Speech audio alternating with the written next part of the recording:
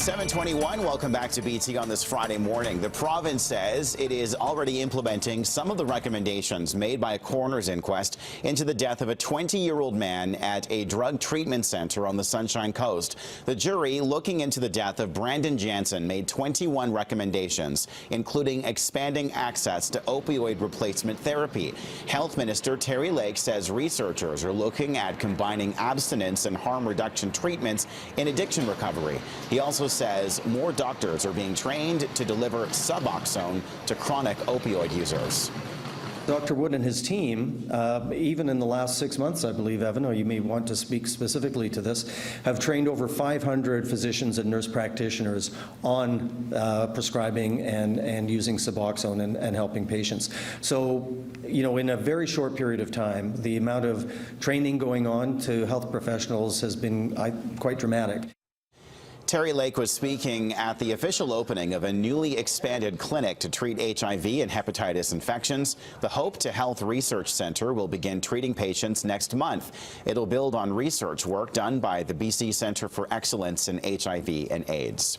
Well, there's another warning about the state of the country's housing market. Canada Mortgage and Housing's strong evidence of, quote, problematic conditions has continued for a second straight quarter. CMHC says strong price growth in Toronto and Vancouver is now spreading to other areas. Those areas include Victoria, which the federal agency has added to its red warning list.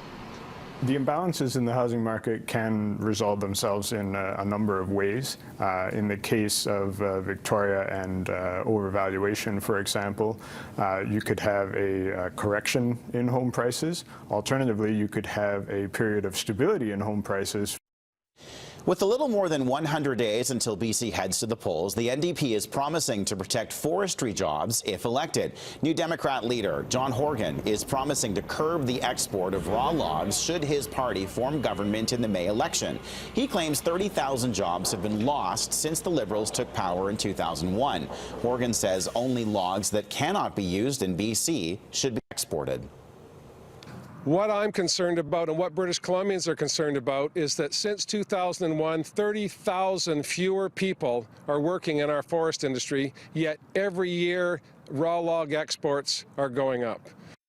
The Supreme Court of Canada has dismissed an appeal against the BC Elections Act. Under BC law, people are required to register before they sponsor political advertising during a provincial election, even if little or no money is spent. In its ruling, the court did say the law does not apply to people expressing their opinions with handmade signs or T-shirts during a campaign. Advocates are welcoming that clarification, but they still have concerns.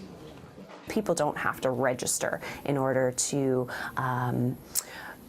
put up a sign in their window or a bumper sticker on their car.